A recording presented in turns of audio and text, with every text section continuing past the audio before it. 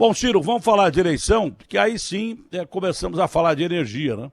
E aí a briga foi boa, mas você saiu vencedor e é uma derrota clara do bolsonarismo aí na região, não, ô Ciro?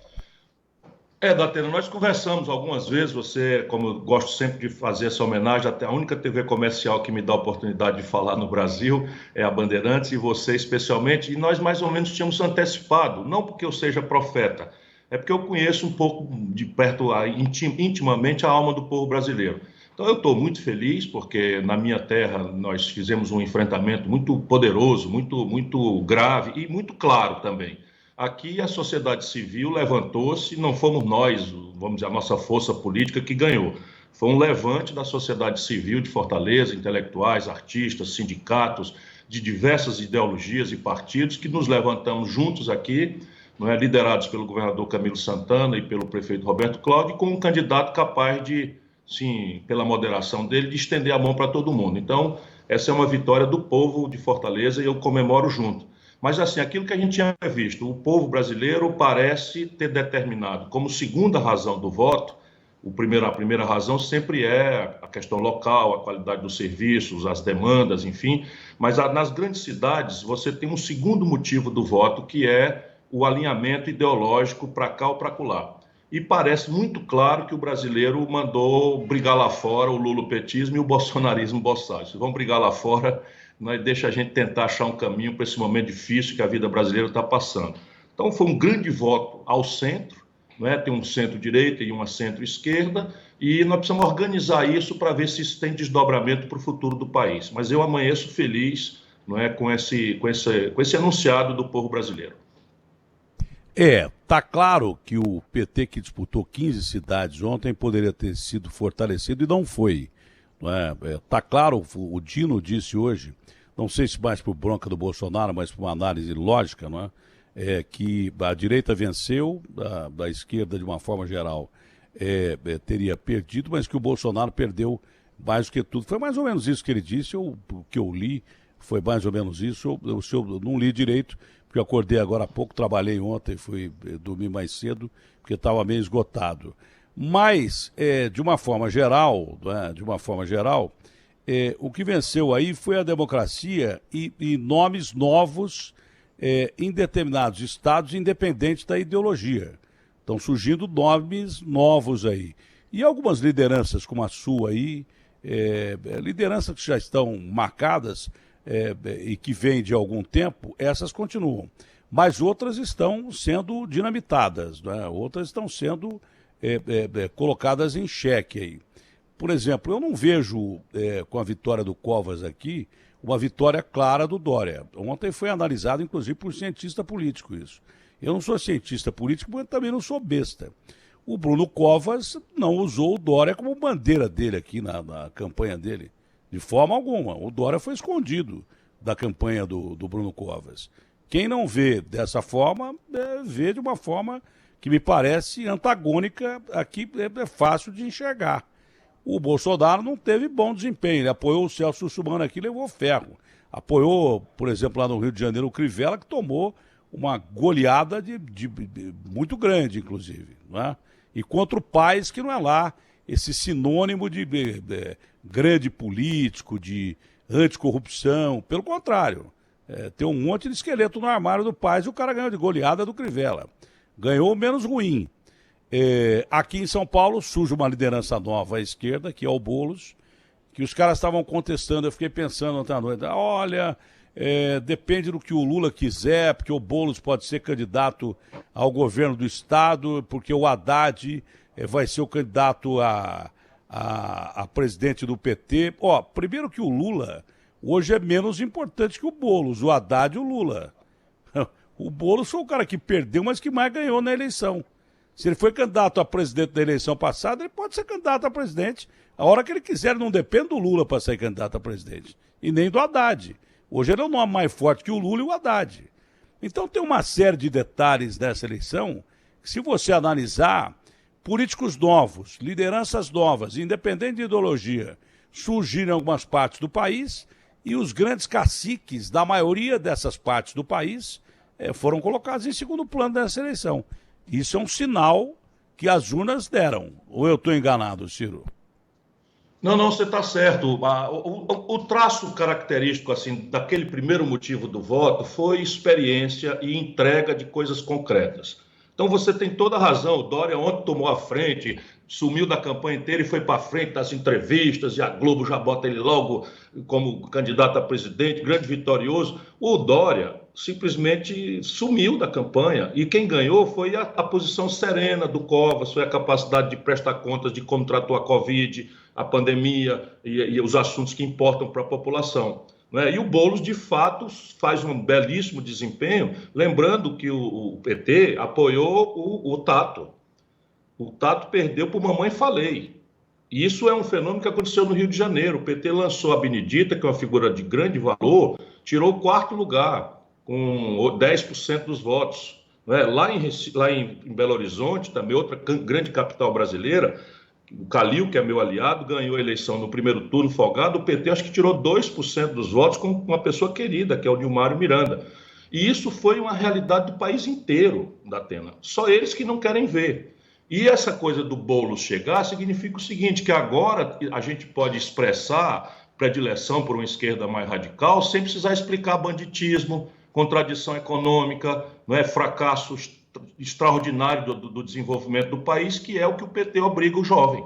E isso eles vão perder no Brasil inteiro, porque não tem humildade nem capacidade de compreender, de se reconciliar com o povo, insistindo nesse hegemonismo. Né? Para mim, por exemplo, nós ganhamos as eleições no primeiro turno em Salvador, com o DEM, porque o prefeito ACM Neto tem 70% de aprovação.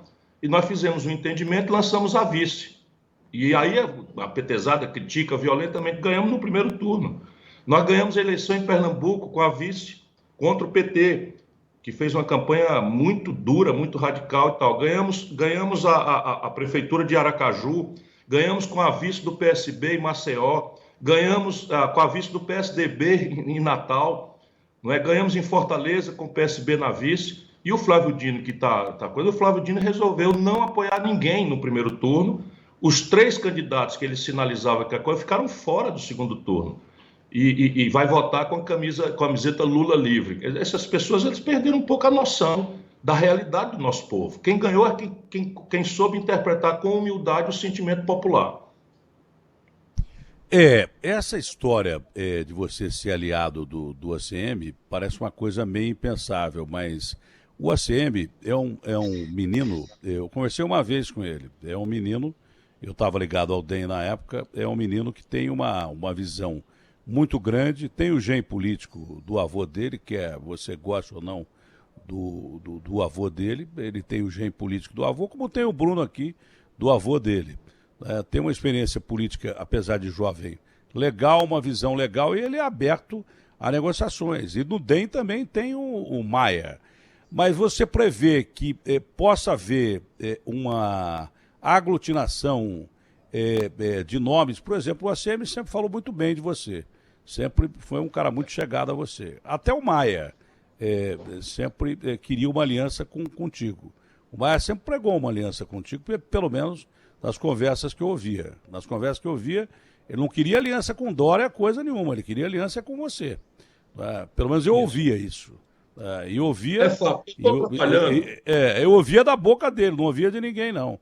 Então, essa aliança para você como candidato a presidente, dependendo de partidos importantes do centro, mas centro não do Blocão, não do Valdemar, não do Roberto Jefferson, centro mesmo.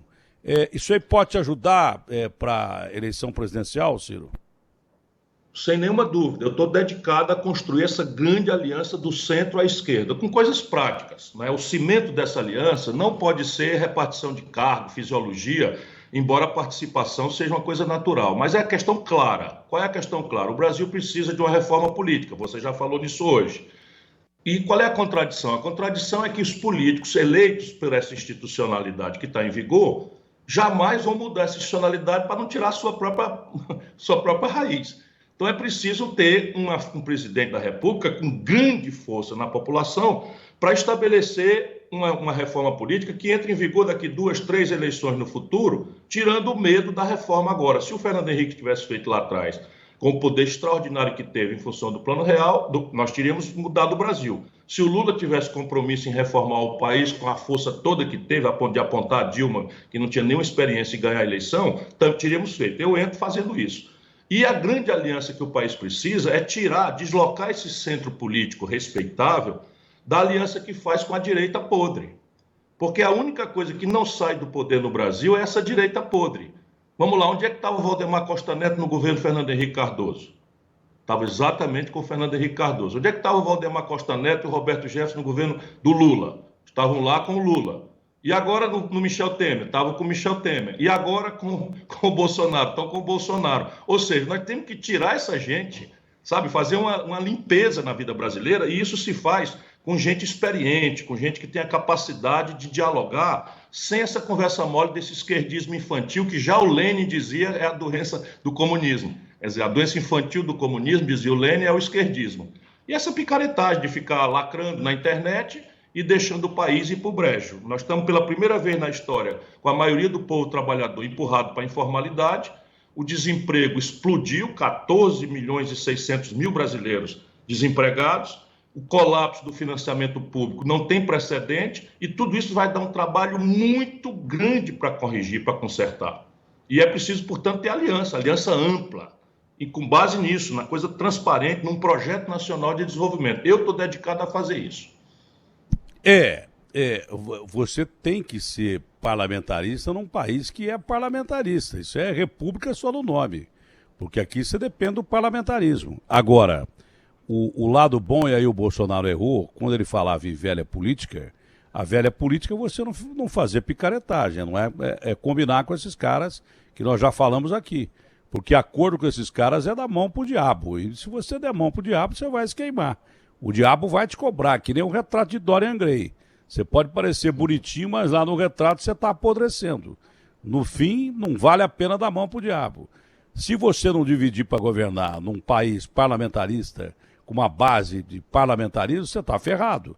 Mas você tem que se juntar a gente do bem.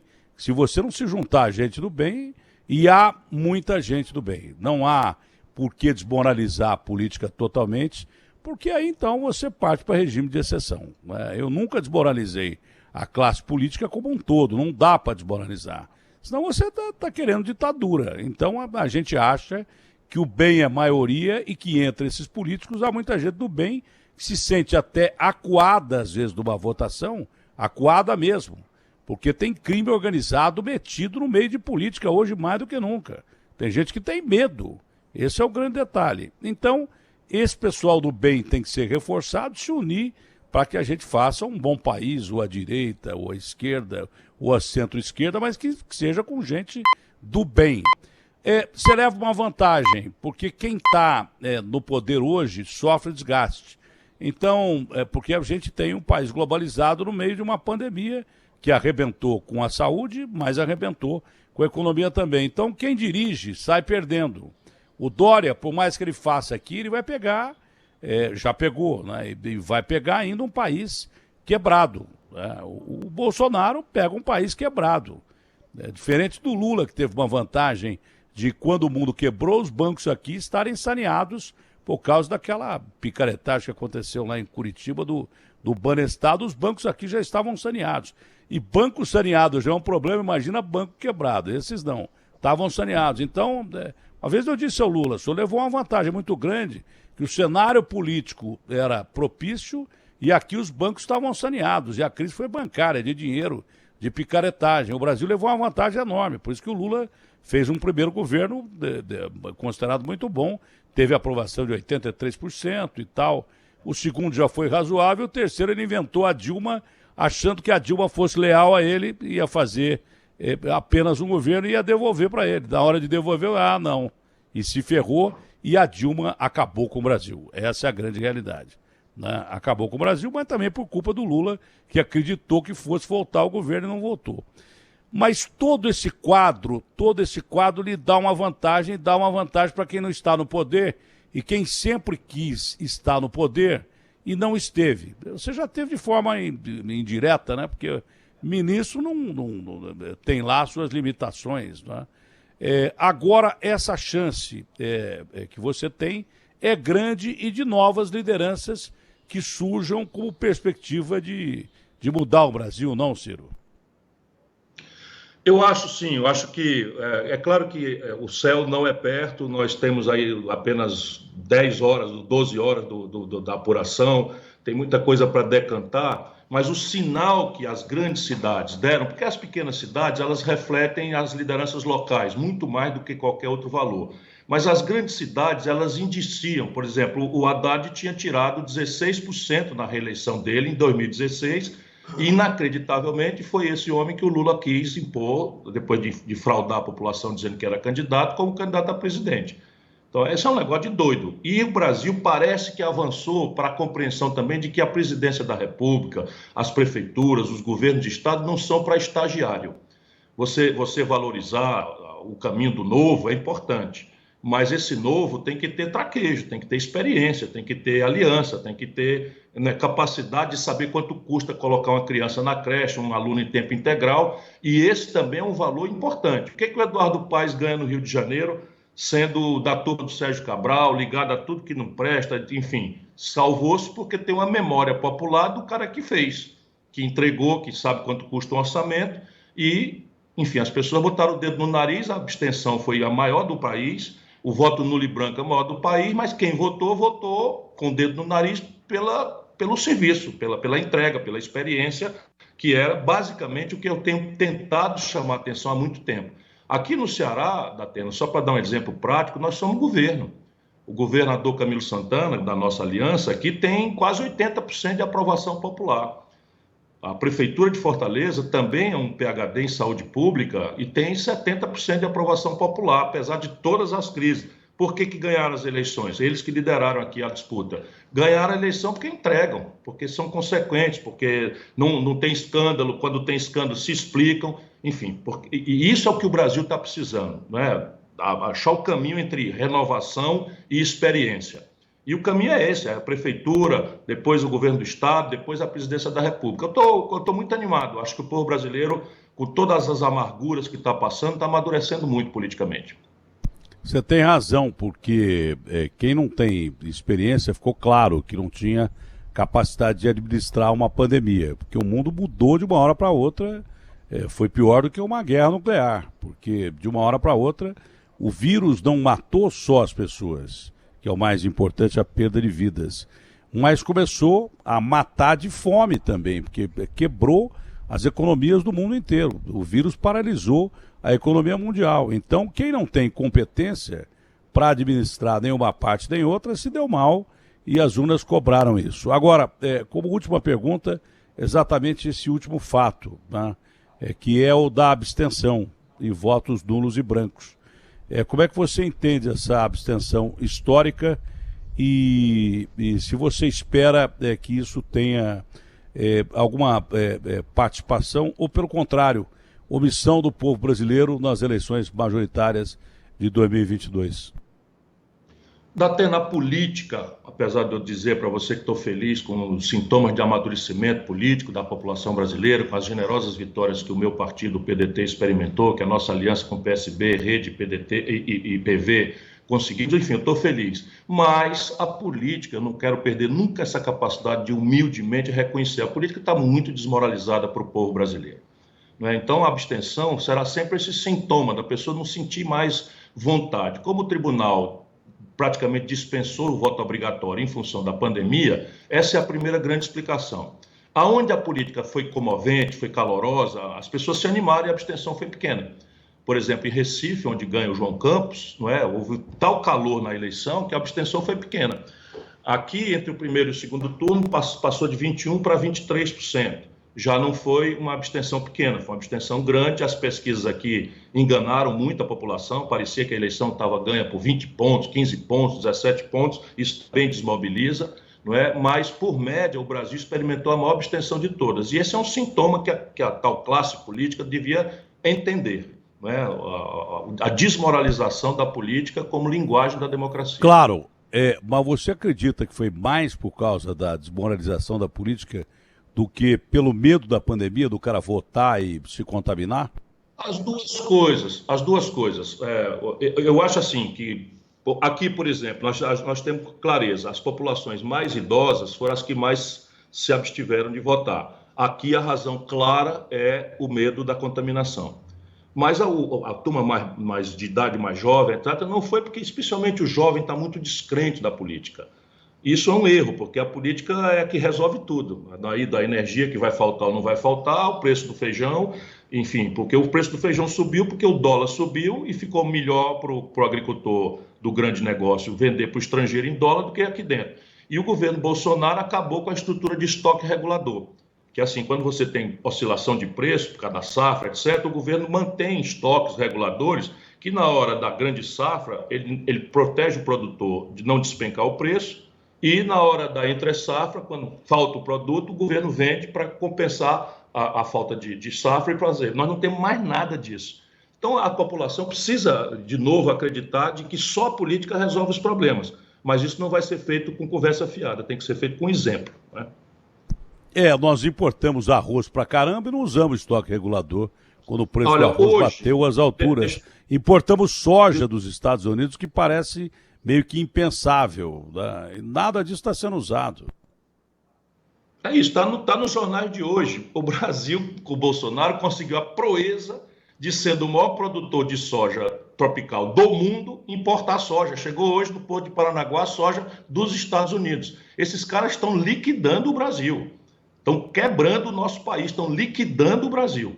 Não é? Eu estou muito indignado e acho que o povo brasileiro está cada dia mais se acordando para essa tragédia. Bom, Ciro, para encerrar de tudo aquilo que eu vi, eu presto atenção no entrevistado, né? Você não está feliz porque você acha que o seu futuro político e dos seus aliados é bom. Você está feliz pelo resultado das eleições porque o resultado foi bom. Mostra que o povo está sabendo escolher, quem sabe gerir crise. Mostra que o povo está sabendo escolher gente honesta, decente e gente trabalhadora. Claro que com exceções, o nosso país é um país continental. Mas o cômputo geral, independente de ideologia, nessas eleições parece que o cômputo geral foi este quadro, né? Que o Brasil emerge educadamente político melhor do que estava antes dessas eleições. Sem nenhuma dúvida. Viva o povo brasileiro, espero que você esteja aí totalmente recuperado ali do susto que deu aos seus fãs, entre os quais eu me incluo com entusiasmo e não quero negar, mas eu fiquei muito feliz por isso, porque o povo brasileiro deu uma demonstração de maturidade política, soube escolher uma coisa, não é, que entrega, que responde aos grandes dramas, e mandou o lulopetismo radical e o bolsonarismo brigar lá fora. Vamos brigar lá fora, deixa a gente quieto, que nós queremos produzir, trabalhar e nos livrar da doença que está nos atrapalhando muito. Bom dia, Ciro, ótimo dia. Saúde acima de tudo. Bom dia, muita saúde, meu irmão, e saúde para todos os brasileiros.